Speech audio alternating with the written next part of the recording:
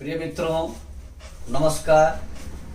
मैं हूं पंडित मार्कंडेय दुबे और आप सभी का वास्तु बोकारो दर्शनम यूट्यूब चैनल में हार्दिक स्वागत है।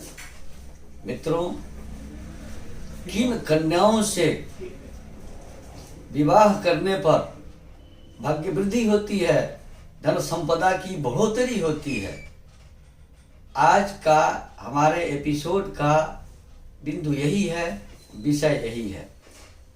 प्रायः विवाह करने के पहले कुंडलियां मिलाई जाती हैं, लड़की देखने जाते हैं।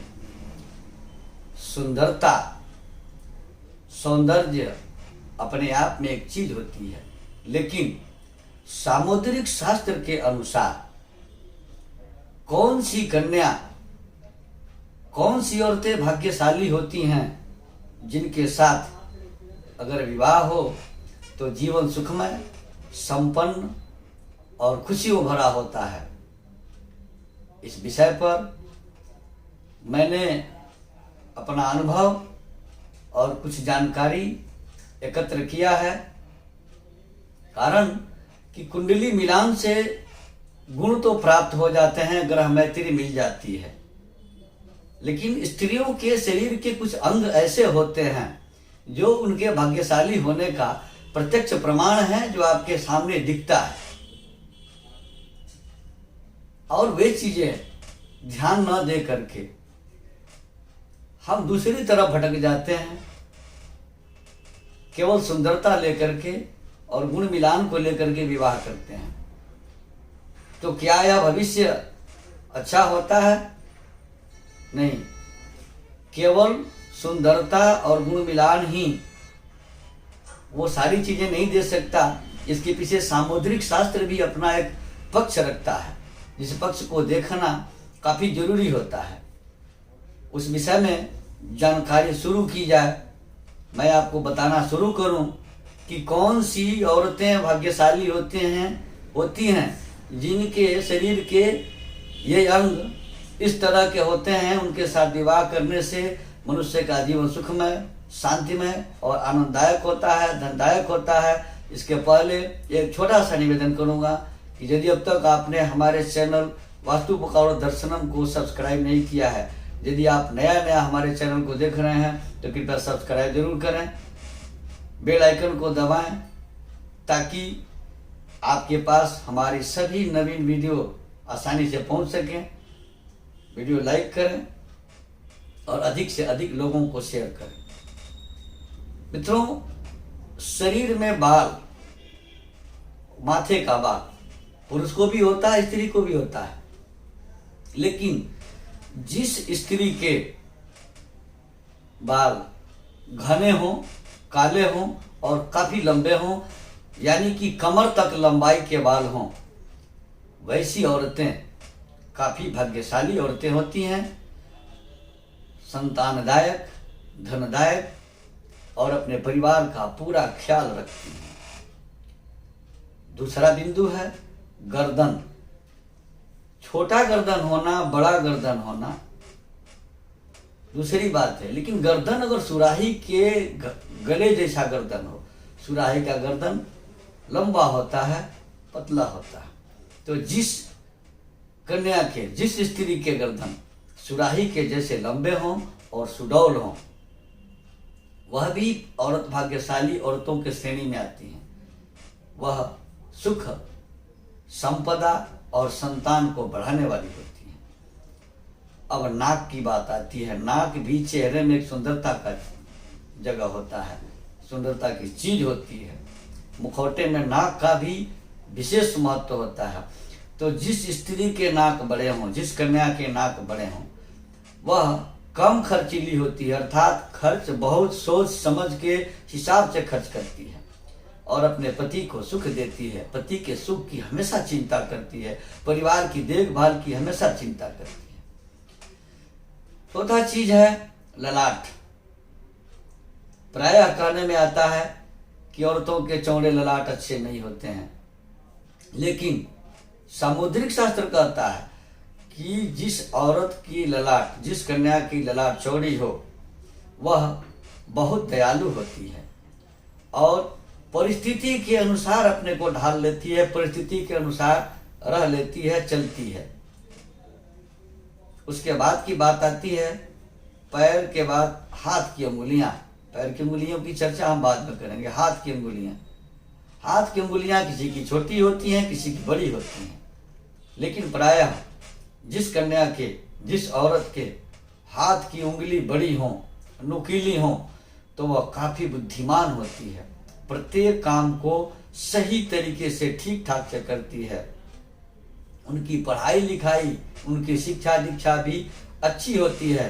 इनके आने से घर में धन की कमी नहीं रहती है। जिस घर में इस तरह की कन्याएं जाती हैं, जहां इनकी शादी होती है, उस घर में धन वृद्धि होना शुरू हो जाता है। छठा बिंदु है बड़ी बड़ी आंखें। आंखें भी चेहरे के सुंदरता में चार चांद लगाती हैं।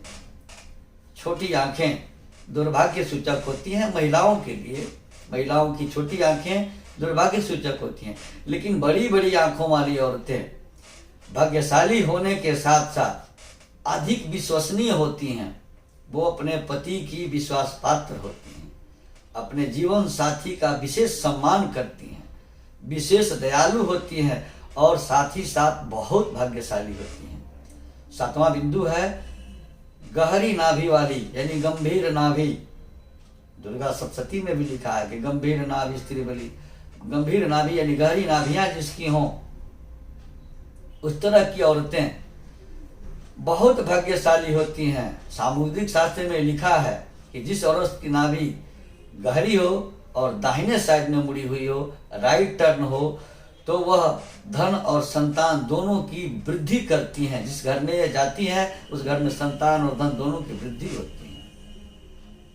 आठवां बिंदु है पैर, यानी टांगे लंबी हो, पैर लंबी हो और चिकने हो, यानी चिकना पैर और लंबे टांग जिस औरत के हों, वो इस प्रकार की औरतें साक्षात लक्ष्मी का स्वरूप होती है। इन्हें लक्ष्मी स्वरूपा कहा गया। विवाह से पहले या बाद में, यानी पिता के घर में रहें या पति के घर में रहें, इन्हें धन की कमी नहीं होती, पैसों की कमी कभी नहीं होती है। जीवन पर्यंत धन के मामले में सुखी रहती हैं। नौवां बिंदु है गर्दन में 3 रेखाएं होना। सामुद्रिक शास्त्र के अनुसार गर्दन में अगर 3 रेखाएं ऐसी हो, तो उस तरह की औरतें धनवान, भाग्यशाली और पुत्रवान होती हैं। अधिकतर औरतों के गर्दन में 2 रेखाएं पाई जाती हैं। आगे का बिंदु 10वां नंबर है पैर की सभी अंगुलियां जमीन से चिपकती हों, सट के रहती हों, अर्थात उसको खाली पैर जमीन पर खड़ा किया जाए तो 5 और 5 10 उंगलियां जमीन पर चिपक के बैठती हों। तो इस तरह की औरतें, यानी कोई भी उंगली जमीन से ऊपर न उठे, तो ऐसी औरतें चरित्रवान, धनवान, पतिभक्त तथा कुल की मर्यादा को बढ़ाने वाली होती हैं। 11वां बिंदु है पैर का तलवा अगर गुलाबी रंग का हो, पिंक कलर का या सुर्ख हो, तो वह स्त्री पूर्णतः भाग्यशाली होती है और पति की आयु को बढ़ाने वाली होती है, अर्थात उसके साथ विवाह होने पर पति का आरिष्ट कमजोर हो जाता है। 12वां बिंदु है पैर का अंगूठा। पैर का अंगूठा अगर ऊंचा हो और गोलाकार हो, तो वह स्त्री अत्यंत सुखदायक होती है, पति के जीवन में सुख संपदा को बढ़ाने वाली होती है। 13वां बिंदु है पैर की अंगुलियों और नाखून को चिकना होना चाहिए और गोल होना चाहिए तथा ऊंचा होना चाहिए।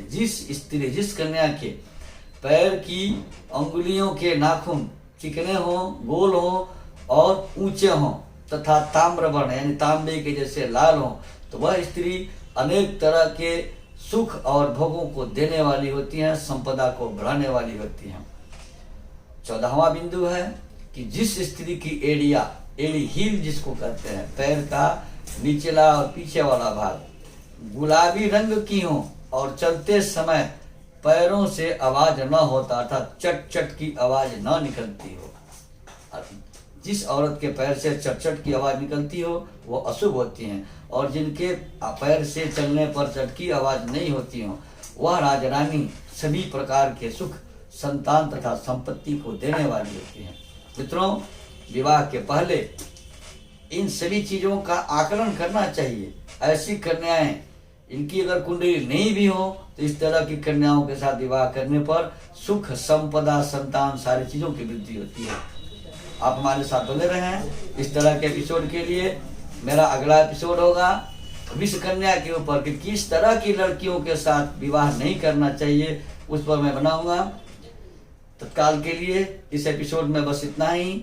हमारे यहाँ वास्तु विजिट किया जाता है, जन्म कुंडली बनाई जाती है, वाराणसी के विद्वानों के द्वारा बड़े से बड़े जगह अनुष्ठान करवाए जाते हैं। हमारे यहाँ सभी प्रकार के प्रमाणिक रत्न और प्राण प्रतिष्ठित रुद्राक्ष भी उपलब्ध हैं। जिनकी सज्जन को इसकी आवश्यकता हो, कृपया स्क्रॉल पर दिए गए हमारे नंबर से संपर्क कर हमसे अपॉइंटमेंट लेकर वास्तु विजिट करा सकते हैं, कुंडली बनवा सकते हैं, यज्ञ अनुष्ठान आदि करवा सकते हैं। प्रमाणिक रत्न और प्राण प्रतिष्ठित रुद्राक्ष भी हमारे यहाँ से उचित मूल्यों पर प्राप्त कर सकते हैं। धन्यवाद।